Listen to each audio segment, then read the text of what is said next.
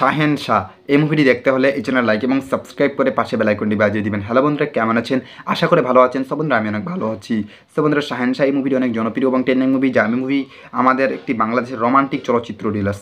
এই মুভিটি হচ্ছে একটি বাংলাদেশি মুভি। এই মুভিটি দেখতে হলে আমার ভিডিওটি সম্পূর্ণ আকারে দেখতে থাকুন এবং আমার সাথে থাকুন। সো বন্ধুরা, ভিডিওটি একটুকু কেটে কেটে কিংবা স্কিপ করবেন না, ভিডিওটি সম্পূর্ণ আকারে দেখার জন্য রিকোয়েস্ট থাকবে।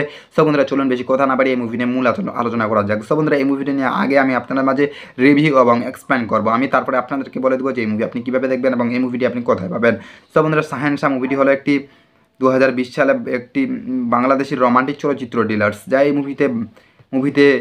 মুভির কিছু মূল কথা হচ্ছে যে এই মুভিতে পরিচালক ছিলেন শামীম আহমেদ রনি। মুভিতে তিনি ছিলেন পরিচালক। এই মুভি শ্রেষ্ঠার সঙ্গে অভিনয় করেছিলেন সাকিব খান, যাকে আমরা সুপারস্টার নায়ক সাকিব খানের চিনি।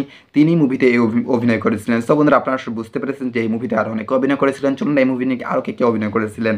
সো বন্ধুরা, মুভিতে অভিনয় করেছিলেন নুসরাত ফারিয়া, মুভিতে অভিনয় করেছিলেন রোদেলা জান্নাত, মুভিতে অভিনয় করেছিলেন অমিত হাসান, মুভিতে অভিনয় করেছিলেন মিসা সওদাগর। মুভিতে আরও অনেকে অভিনয় করেছিলেন, যা আপনাদের মাঝে সংক্ষিপ্ত আকারে বলার চেষ্টা করতেছি এবং বলতেছি।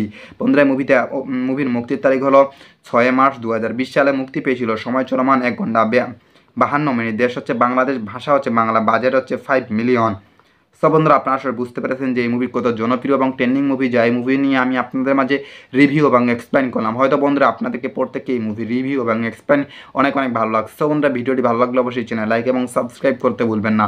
সব বন্ধুরা, অবশ্যই আপনাদের সাথে পরে নিয়ে ভিডিওতে দেখা হবে। আপনারা সবাই ভালো থাকবেন বন্ধুরা, সুস্থ থাকবেন। অনেক ধন্যবাদ। হৃদয় খুলে ভালোবাসা থাকলো।